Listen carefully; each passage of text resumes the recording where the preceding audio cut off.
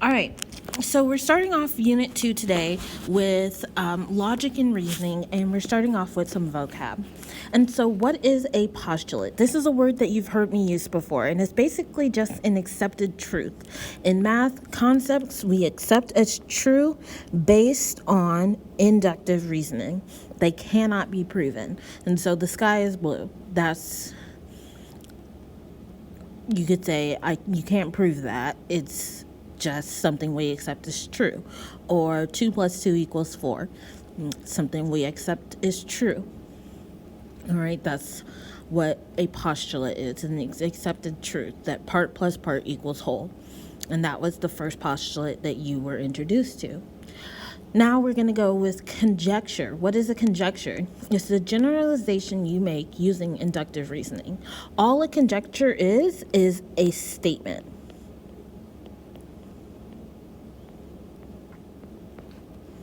And so there's two types of reasonings that we use in geometry, and the first one is inductive reasoning. Inductive reasoning goes from specific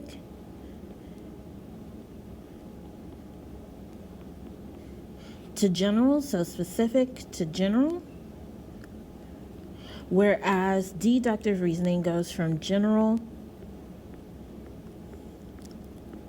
to specific. And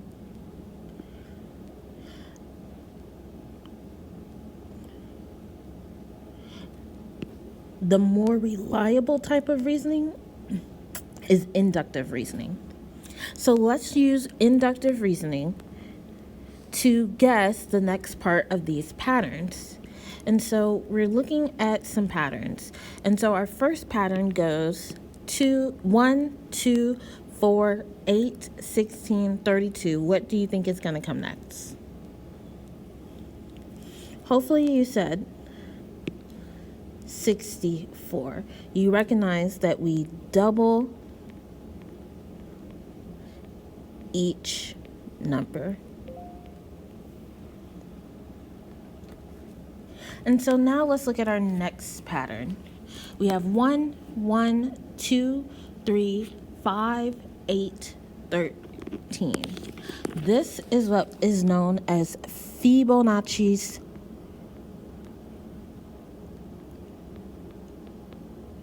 sequence. What do you think the next number is going to be?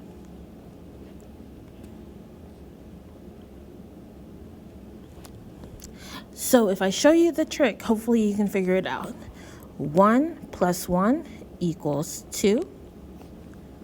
1 plus 2 equals 3.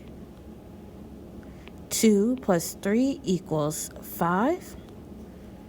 3 plus 5 equals 8. 5 plus 8 equals 13. And so 8 plus 13 equals 21. All right, we have S, M, T, W, T. What comes next? Hopefully you recognize that these are the days of the week.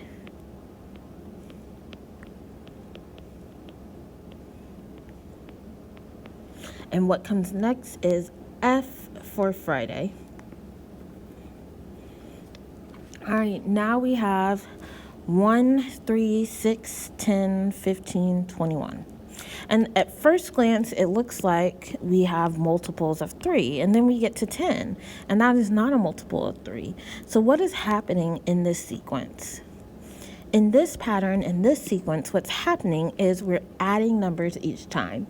So first we add 1, and then we add 2, and then we add 3, and then we add 4, and then we add 5, and then we add 6. So now we need to add 7 to land us at 28.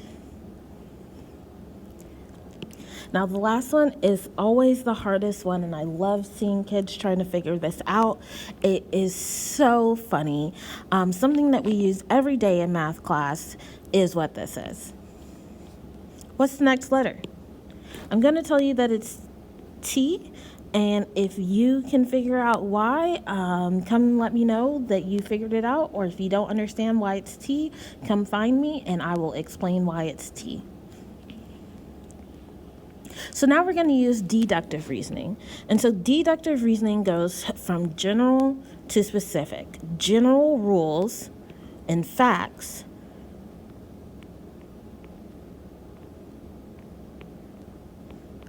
to specific situations.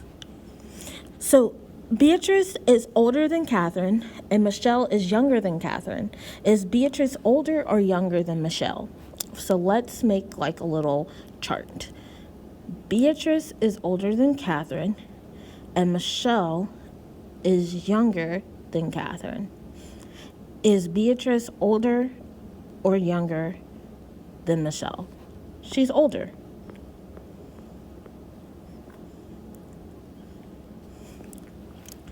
Every cheerleader at Washington High is a junior. Mary is a cheerleader at Washington High. Is Mary a junior at Washington High? Yes, Mary is a junior.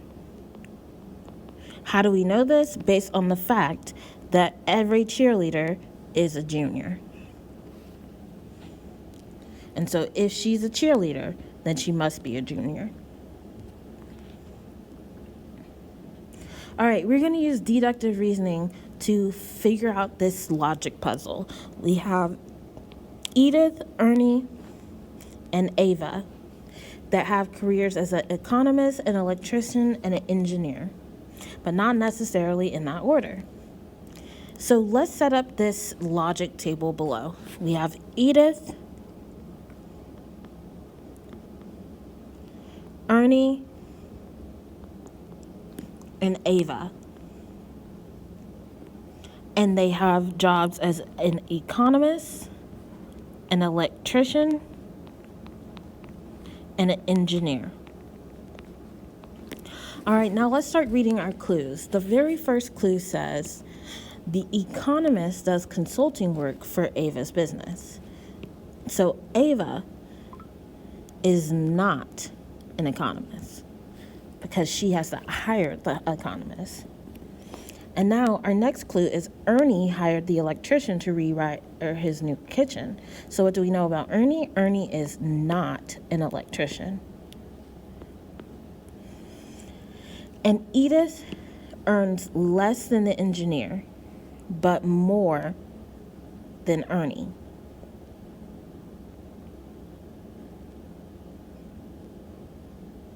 So what did we learn from this clue? We learned that both Edith and Ernie are not engineers. Edith is not an engineer. Ernie is not an engineer. So what did we learn about this? Now that we have this, we learned that Ernie must be the economist, meaning that nobody else can be the economist.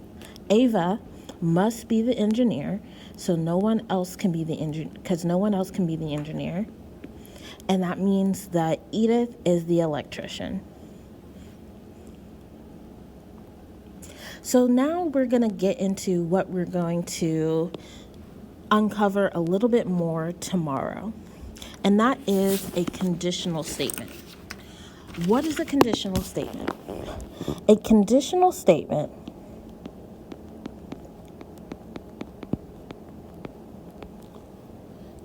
is a statement that is written in a if-then format. It is often noted as if P, then Q. That's how you would read this. If P, then Q. And so what's an example of a conditional statement? An example of a conditional statement is if it's cold, then I wear a jacket. So, a conditional statement has two parts. It has a hypothesis and a conclusion. The hypothesis is the part that comes after if.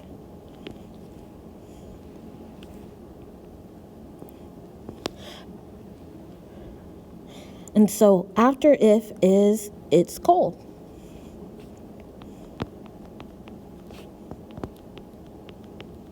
And the conclusion is the part that comes after then. And so after then is I wear a jacket.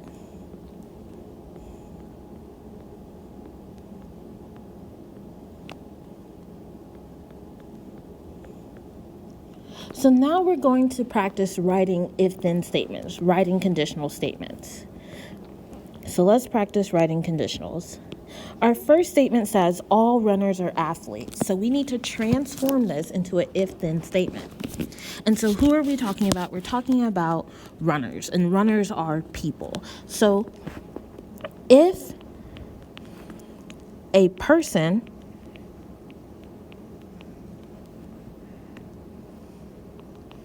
is a runner, then they are an athlete.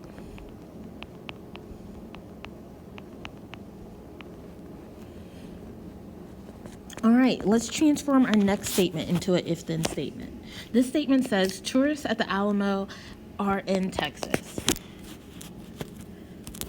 So we're going to say if a tourist is at the Alamo,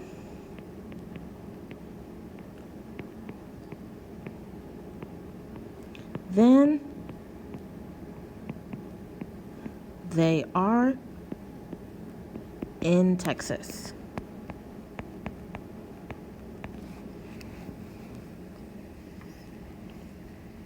Acute angles are less than 90 degrees. So let's transform that into a if-then statement. If, what are we talking about? We're talking about angles. If an angle is acute, then it is less than 90 degrees.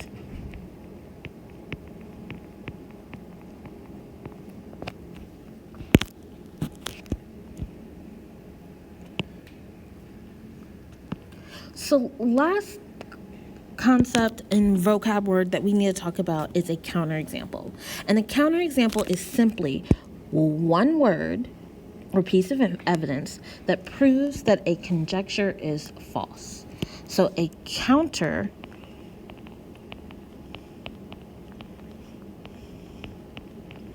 example is one word or piece of evidence that proves a conjecture is false. The best way to come up with a counterexample, if you have a conditional statement, is to use this little pictograph to help you. If checkmark, then X. If something that agrees with the hypothesis but disagrees with the conclusion. So let's look at these conditional statements and see if we can come up with a counter example. If an animal barks, then it is a seal. This statement is false. So, can we come up with a counterexample? Can we think of an animal that barks that is not a seal? Yes, we can think of a dog. All right, if an animal is furry, then it is a cat. If an animal is furry, then it is a cat. This is false. Can we think of an animal that is furry that is not a cat? You can maybe think of a bear or any mammal. And so the word bear or the word mammal is your counterexample. All right. If a shape has four sides, then it is a rectangle. This is false. Can you think of a shape that has four sides that is not a rectangle? How about a trapezoid?